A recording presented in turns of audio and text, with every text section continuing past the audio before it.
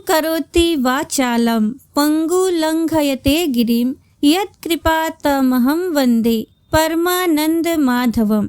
जिनकी कृपा से गूंगा भी बोलने लगता है और लंगड़ा भी पहाड़ पार कर जाता है, उन परम आनंद स्वरूप माधव की मैं वंदना करती हूँ। प्रिय श्रोताओ, ये पावन पुरुषोत्तम मास साक्षात श्री हरि की कृपा का मास है।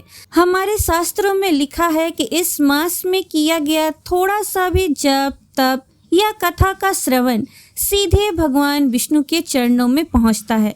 ये समय सांसारिकता से दूर हटकर अपनी आत्मा को परमात्मा से जोड़ने का है। इसी परम पुण्यमय अवसर पर आज हम श्रीमद् भागवत महापुराण के 9वें स्कंद की दिव्य यात्रा शुरू कर रहे हैं, जिसमें आज हम अध्याय 1 से 3 की कथा का रसपान करेंगे। तो आइए प्रारंभ करते हैं आज की कथा राधा रानी के 28 नाम और 5 भक्तों के जयकारे के साथ। राधा रासेश्वरी रम्या कृष्ण मंत्राधिदेवता सर्वाद्या सर्ववंद्या च वृंदावन विहारिणी वृंदाराध्या रमा अशेष गोपी मंडल पूजिता सत्या सत्यपरा सत्यभामा श्री कृष्ण वल्लभा वृषभानुसुता गोपी मूल प्रकृति ईश्वरी गांधर्वा राधिका आरम्य रुक्मणी परमेश्वरी परात्पर तरा पूर्णा पूर्ण चंद्र निभानना भुक्ति मुक्ति प्रदा भव व्याधि विनाशिनी।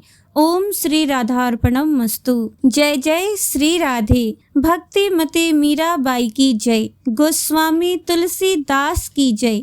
श्री हरिराम व्यास जी की जय। श्री सनातन गोस्वामी की जय।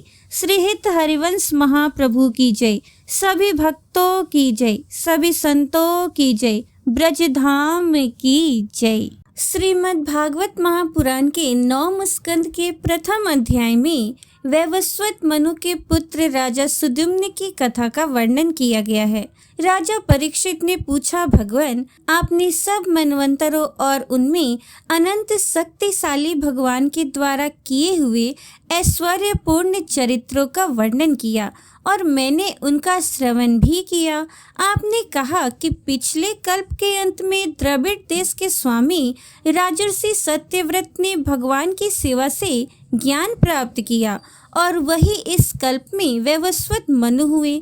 आपने उनके इक्ष्वाकु आदि नरपति पुत्रों का भी वर्णन किया। ब्राह्मण, अब आप कृपा करके उनके वंश और वंश में होने वालों का अलग अलग चरित्र वर्णन कीजिए। महाभाग, हमारे हृदय में सर्वदा ही कथा सुनने की उत्सुकता बनी रहती है। वैवस्वत मनु के वंश में जो हो चुके हों, इस समय विद्यमान हो और आगे होने वाले हो, उन सब पवित्र कीर्ति पुरुषों के पराक्रम का वर्णन कीजिए। सूत जी कहते हैं, सौनकादि ऋषियों, ब्रह्मवादी ऋषियों की सभा में राजा परीक्षित ने जब ये प्रश्न किया, तब धर्म के परम मर्मज्ञ भगवान श्री सुखदेव जी ने कहा, परीक्षित, तुम मनु वंश का वर्णन संक्षेप से सुनो, क्योंकि विस्तार से तो सैकड़ों वर्षों में भी उसका वर्णन नहीं किया जा सकता।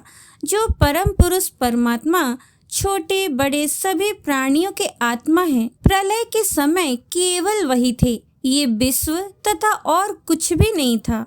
महाराज, उनकी नाभि से एक स्वर्णमय कमल कोश प्रकट हुआ। उसी में चतुर्मुख ब्रह्मा जी का आविर्भाव हुआ। ब्रह्मा जी के मन से मरीचि और मरीचि के पुत्र कश्यप हुए। उनकी धर्म पत्नी दक्ष नंदिनी अदिति से विवस्वान अर्थात सूर्य का जन्म हुआ। विवस्वान की संज्ञा नामक पत्नी से श्राद्ध देव मनु का जन्म हुआ। परीक्षित, परम मनस्वी राजा श्राद्ध देव ने अपनी पत्नी श्रद्धा के गर्भ से 10 पुत्र उत्पन्न किए। उनके नाम थे इक्ष्वाकु, नृक, सरयाति, दिष्ट, धृष्ट, करुष, नरिष्यंत, पृषद्र, नभग और कवि। वैवस्वत मनु पहले संतानहीन थे। उस समय सर्वसमर्थ भगवान वशिष्ठ ने उन्हें संतान प्राप्ति कराने के लिए मित्रा वरुण का यज्ञ कराया था। यज्ञ के आरंभ में केवल दूध पीकर रहने वाली वैवस्वत मनु की धर्म पत्नी श्रद्धा ने अपने होता के पास जाकर प्रणाम पूर्वक याचना की कि मुझे कन्या ही प्राप्त हो। तब अधर्यों की प्रेरणा से होता बने हुए ब्राह्मण ने श्रद्धा के कथन का स्मरण करके एकाग्र चित्त से वसटकार का उच्चारण करते हुए यज्ञ कुंड में आहुति दी। जब होता ने इस प्रकार विपरीत कर्म किया, तब यज्ञ के फल स्वरूप पुत्र के स्थान पर इला नाम की कन्या हुई। उसे देखकर श्राद्ध देव मनु का मन कुछ विशेष प्रसन्न नहीं हुआ। उन्होंने अपने गुरु वशिष्ठ से कहा, भगवान, आप लोग तो ब्रह्मवादी हैं, आपका कर्म इस प्रकार विपरीत फल देने वाला कैसे हो गया? अरे, ये तो बड़े दुख की बात है। वैदिक कर्म का ऐसा विपरीत फल तो कभी नहीं होना चाहिए। आप लोगों का मंत्र ज्ञान तो पूर्ण है ही, इसके अतिरिक्त आप लोग जितेंद्रिय भी हैं तथा तपस्या के कारण निष्पाप हो चुके हैं। देवताओं में असत्य की प्राप्ति के समान आपके संकल्प का ये उल्टा फल कैसे हुआ? परीक्षित, हमारे वृद्ध पितामह भगवान वशिष्ठ ने उनकी ये वचन सुनकर जान लिया कि होता ने विपरीत संकल्प किया है।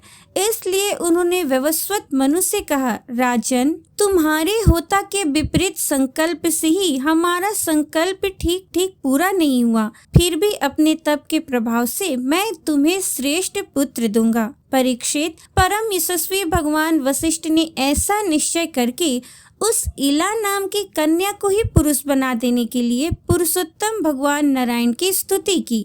सर्वशक्तिमान भगवान श्री हरि ने संतुष्ट होकर उन्हें वरदान दिया, जिसके प्रभाव से वो कन्या ही सुधुम्न नामक श्रेष्ठ पुत्र बन गई। महाराज, एक बार राजा सुधुम्न शिकार खेलने के लिए सिंधु देश के घोड़े पर सवार होकर कुछ मंत्रियों के साथ वन में गए।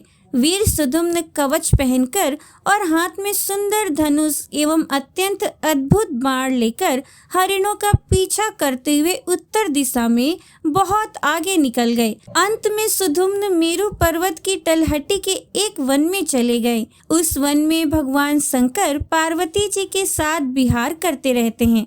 उसमें प्रवेश करते ही वीरवर सुधुम्न ने देखा कि मैं स्त्री हो गया हूँ और घोड़ा घोड़ी हो गया है। परीक्षित, साथ ही उनके सब अनुचरों ने भी अपने को स्त्री रूप में देखा। वे सब एक दूसरे का मुंह देखने लगे। उनका चित्त बहुत उदास हो गया। राजा परीक्षित ने पूछा, भगवान, उस भूखंड में ऐसा विचित्र गुण कैसे आ गया? किसने उसे ऐसा बना दिया था? आप कृपा करके हमारे इस प्रश्न का उत्तर दीजिए, क्योंकि हमें बड़ा कौतूहल हो रहा है। श्री सुखदेव जी ने कहा, परीक्षित, एक दिन भगवान शंकर का दर्शन करने के लिए बड़े बड़े व्रतधारी ऋषि अपने तेज से दिशाओं का अंधकार मिटाते हुए उस वन में आए। ऋषियों ने देखा कि भगवान गौरी शंकर इस समय विहार कर रहे हैं, इसलिए वहां से लौटकर वे भगवान नर नारायण के आश्रम पर चले गए। उसी समय भगवान शंकर ने अपनी प्रिया भगवती अंबिका को प्रसन्न करने के लिए कहा कि मेरे सिवा जो भी पुरुष इस स्थान में प्रवेश करेगा वही स्त्री हो जाएगा। परीक्षित, तभी से पुरुष उस स्थान में प्रवेश नहीं करते। अब सुधुम्न स्त्री हो गए थे, इसलिए वे अपने स्त्री बने हुए अनुचरों के साथ एक वन से दूसरे वन में विचरने लगे। उसी समय शक्तिशाली बुध ने देखा कि मेरे आश्रम के पास ही बहुत सी स्त्रियों से घिरी हुई एक सुंदर स्त्री विचर रही है। उन्होंने इच्छा की कि यह मुझे प्राप्त हो जाए। उस सुंदरी स्त्री ने भी चंद्र कुमार बुध को पति बनाना चाहा। इस पर बुध ने उसके गर्भ से पुरुरवा नाम का पुत्र उत्पन्न किया। इस प्रकार मनुपुत्र राजा सुधुम्न स्त्री हो गए। ऐसा सुनते हैं कि उन्होंने उस अवस्था में अपने कुल पुरोहित वशिष्ठ जी का स्मरण किया। सुधुम्न की ये दशा देखकर वशिष्ठ जी के हृदय में कृपावश अत्यंत पीड़ा हुई। उन्होंने सुधुम्न को पुनः पुरुष बना देने के लिए भगवान शंकर की आराधना की। भगवान शंकर वशिष्ठ जी पर प्रसन्न हुए। परीक्षित, उन्होंने उनकी अभिलाषा पूर्ण करने के लिए अपनी वाणी को सत्य रखते हुए ही ये बात कही, वशिष्ठ, तुम्हारा ये यजमान 1 महीने तक पुरुष रहेगा और 1 महीने तक स्त्री। इस व्यवस्था से सुधुम्न इच्छा अनुसार पृथ्वी का पालन करे। इस प्रकार वशिष्ठ जी के अनुग्रह से व्यवस्था पूर्वक अभिष्ट पुरुषत्व लाभ करके सुधुम्न पृथ्वी का पालन करने लगे। परंतु प्रजा उनका अभिनंदन नहीं करती थी। उनके 3 पुत्र हुए, उत्कल, गय और विमल। परीक्षित वे सब दक्षिणापथ के राजा हुए। बहुत दिनों के बाद वृद्धा अवस्था आने पर प्रतिष्ठान नगरी के अधिपति सुदुम्न ने अपने पुत्र पुरुरवा को राज्य दे दिया और स्वयं तपस्या करने के लिए वन की यात्रा की। अब सुनिए दूसरा अध्याय। इस अध्याय में पृषद्र आदि मनु के 5 पुत्रों के वंश का वर्णन किया गया है। श्री सुखदेव जी महाराज आगे कहते हैं, परीक्षित, इस प्रकार जब सुधुम्न तपस्या करने के लिए वन में चले गए, तब व्यवस्वत मनु ने पुत्र की कामना से यमुना के तट पर 100 वर्षों तक घोर तपस्या की। इसके बाद उन्होंने संतान के लिए सर्वशक्तिमान भगवान श्री हरि की आराधना की और अपने ही समान 10 पुत्र प्राप्त किए, जिनमें सबसे बड़े इक्ष्वाकु थे। उन मनुपुत्रों में से एक का नाम था पृषद्र। गुरु वशिष्ठ जी ने उसे गायों की रक्षा में नियुक्त कर रखा था, अतः वह रात्रि के समय बड़ी सावधानी से वीरासन से बैठा रहता और गायों की रक्षा करता। एक दिन रात में वर्षा हो रही थी। उस समय गायों के झुंड में एक बाघ घुस आया। उससे डरकर सोई हुई गायें उठकर खड़ी हो गई। वे गौशाला में इधर उधर भागने लगी। बलवान बाघ ने एक गाय को पकड़ लिया। वो अत्यंत भयभीत होकर चिल्लाने लगी। उसका वो क्रंदन सुनकर पृषद्र गाय के पास दौड़ आया। एक तो रात का समय और दूसरे घनघोर घटाओं से आच्छादित होने के कारण तारे भी दिखाई नहीं देते थे। उसने हाथ में तलवार उठाकर अनजाने में ही बड़े वेग से गाय का सिर काट दिया। वो समझ रहा था कि बाघ है। तलवार की नोक से बाघ का भी कान कट गया। वो अत्यंत भयभीत होकर रास्ते में खून गिराता हुआ वहां से निकल भागा। शत्रु दमन पृषद्र ने ये समझा कि बाघ मर गया, परंतु रात बीतने पर उसने देखा कि मैंने तो गाय को ही मार डाला है। इससे उसे बड़ा दुख हुआ। यद्यपि पृषद्र ने जानबूझकर यह अपराध नहीं किया था, फिर भी कुल पुरोहित वशिष्ठ जी ने उसे शाप दिया कि तुम इस कर्म से क्षत्रिय नहीं रहोगे, जाओ तुम शूद्र हो जाओ। पृषद्र ने अपने गुरुदेव का ये शाप अंजलि बांधकर स्वीकार किया और इसके बाद सदा के लिए मुनियों को प्रिय लगने वाले नैष्ठिक ब्रह्मचर्य व्रत को धारण किया। वो समस्त प्राणियों का अहेतुक हितैषी एवं सबके प्रति समान भाव से युक्त होकर भक्ति के द्वारा परम विशुद्ध सर्वात्मा भगवान वासुदेव का अनन्य प्रेमी हो गया। उसकी सारी आसक्तियां मिट गई, वृत्तियां शांत हो गई, इंद्रियां वश में हो गई। वो कभी किसी प्रकार का संग्रह परिग्रह नहीं रखता था। जो कुछ देववश प्राप्त हो जाता, उसी से वो अपना जीवन निर्वाह कर लेता। वो आत्मज्ञान से संतुष्ट एवं अपने चित्त को परमात्मा में स्थित करके प्रायः समाधिस्थ रहता। कभी कभी जड़, अंधे और बहरे के समान पृथ्वी पर विचरण करता। इस प्रकार का जीवन व्यतीत करता हुआ वो एक दिन वन में गया। वहां उसने देखा कि दावानल धधक रहा है। मननशील पृषद्र अपनी इंद्रियों को उसी अग्नि में भस्म करके परब्रह्म परमात्मा को प्राप्त हो गया। मनु का सबसे छोटा पुत्र था कवि। विषयों से वो अत्यंत निष्प्रिय था। वो राज्य छोड़कर अपने बंधुओं के साथ वन में चला गया और अपने हृदय में स्वयं प्रकाश परमात्मा को विराजमान कर किशोरा अवस्था में ही परम पद को प्राप्त हो गया। मनुपुत्र करुष से कारुष नामक क्षत्रिय उत्पन्न हुए। वे बड़े ही ब्राह्मण भक्त, धर्म प्रेमी एवं उत्तरापथ के रक्षक थे। धृष्ट के धाष्ट नामक क्षत्रिय हुए। अंत में वे इस शरीर से ही ब्राह्मण बन गए। नृक का पुत्र हुआ सुमति, उसका पुत्र भूत ज्योति और भूत ज्योति का पुत्र वसु था। वसु का पुत्र प्रतीक और प्रतीक का पुत्र ओघवान। ओघवान के पुत्र का नाम भी ओघवान ही था। उनके एक ओघवती नाम की कन्या भी थी, जिसका विवाह सुदर्शन से हुआ। मनुपुत्र नरिसेन से चित्रसेन, उससे ऋच, ऋच से मेढ़वान, मेढ़वान से कुर्च और उससे इंद्रसेन की उत्पत्ति हुई। इंद्रसेन से वितिहोत्र, उससे सत्यश्रवा, सत्यश्रवा से उरुश्रवा और उससे देवदत्त की उत्पत्ति हुई। देवदत्त के अग्निवैश्य नामक पुत्र हुए, जो स्वयं अग्निदेव ही थे। आगे चलकर वे ही कानीन एवं महर्षि जातुकर्णी के नाम से विख्यात हुए। परीक्षित, ब्राह्मणों का अग्निवैश्यायन गोत्र उन्हीं से चला है। इस प्रकार नरिस्यंत के वंश का मैंने वर्णन किया। अब दिष्ट का वंश सुनो। दिष्ट के पुत्र का नाम था नाभाग। ये उस नाभाग से अलग है जिसका मैं आगे वर्णन करूंगा। वो अपने कर्म के कारण वैश्य हो गया। उसका पुत्र हुआ भलंदन और उसका वत्सप्रीति। वत्सप्रीति का प्रांशु और प्रांशु का पुत्र हुआ प्रमति। प्रमति के खनित्र, खनित्र के चाक्षुष और उनके विविंसति हुए। विविंसति के पुत्र रंभ और रंभ के पुत्र खनिनेत्र दोनों ही परम धार्मिक हुए। उनके पुत्र करंधम और करंधम के अभिक्षित। महाराज परीक्षित अभिक्षित के पुत्र मरुत चक्रवर्ती राजा हुए। उनसे अंगिरा के पुत्र महायोगी संवर्त ऋषि ने यज्ञ कराया था। मरुत का यज्ञ जैसा हुआ वैसा और किसी का नहीं हुआ। उस यज्ञ के समस्त छोटे बड़े पात्र अत्यंत सुंदर एवं सोने के बने हुए थे। उस यज्ञ में इंद्र सोमपान करके मतवाले हो गए थे और दक्षिणाओं से ब्राह्मण तृप्त हो गए थे। उसमें परसने वाले थे मरुदगण और विश्वे देव सभासद थे।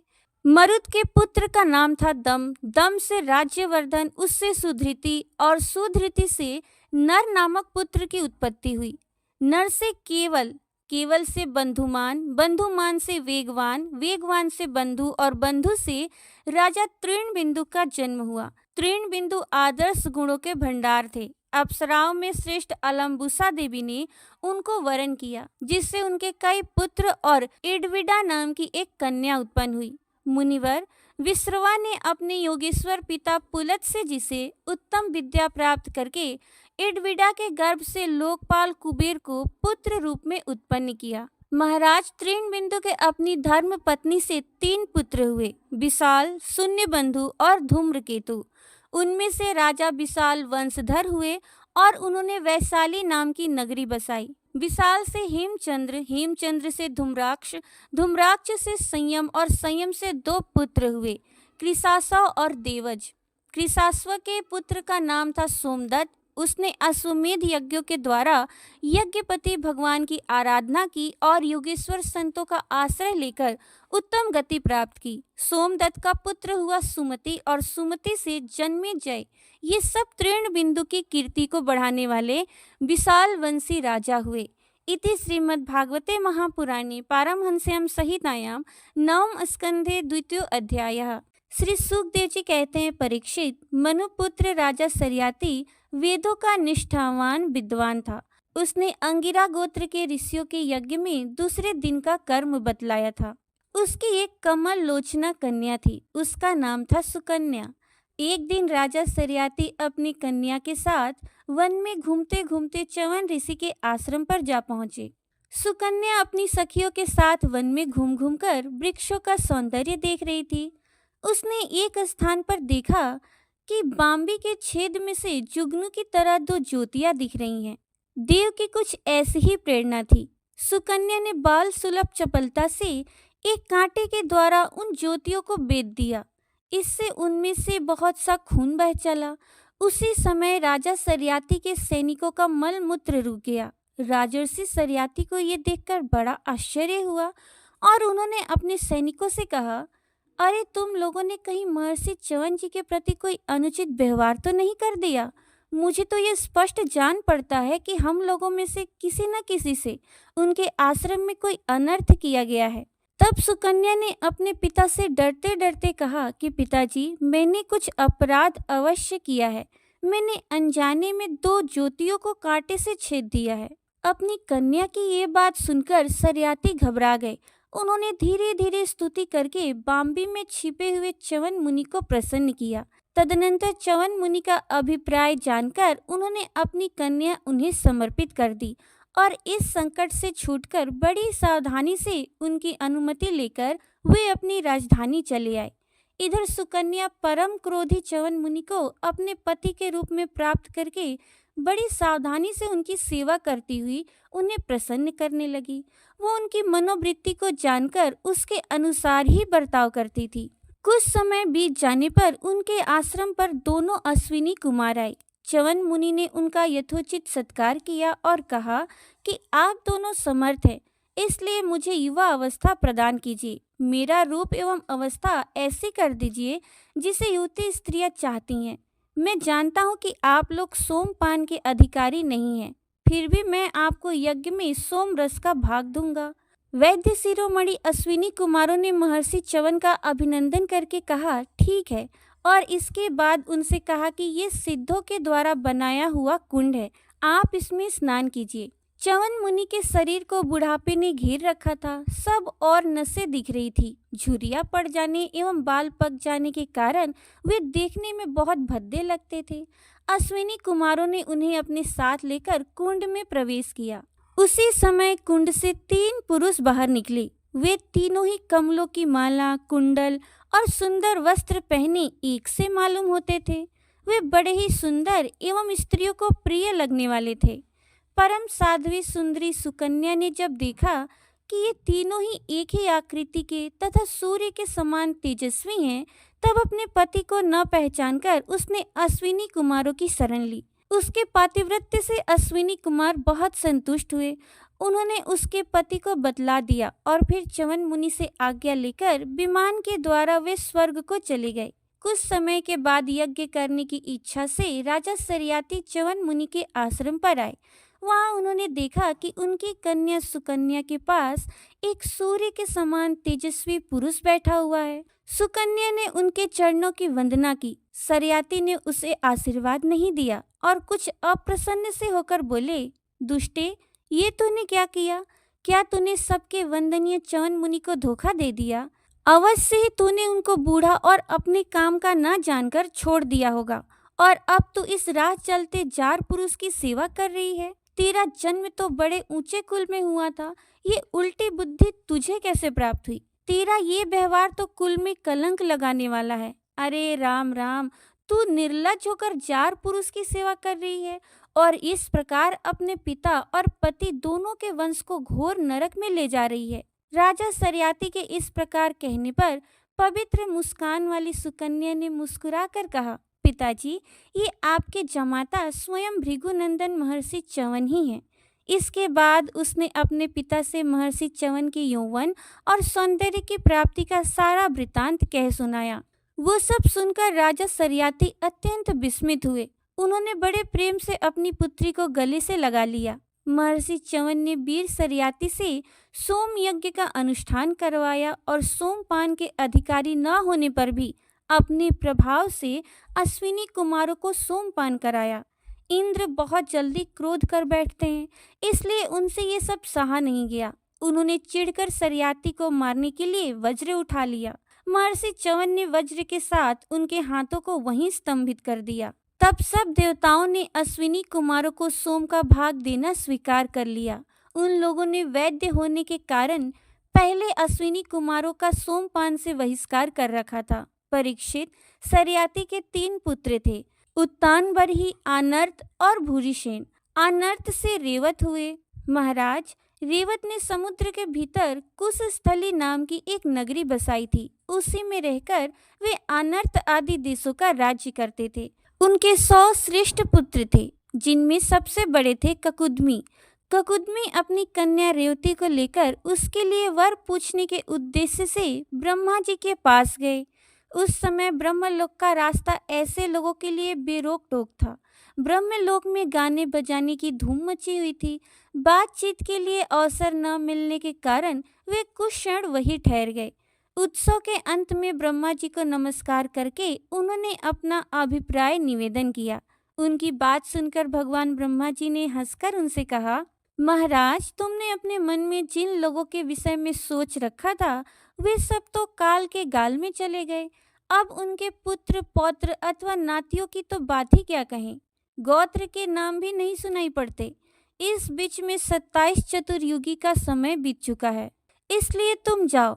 इस समय भगवान नारायण के अंशावतार महाबली बलदेव जी पृथ्वी पर विद्यमान है। राजन, उन्हीं नर रत्न को ये कन्या रत्न तुम समर्पित कर दो।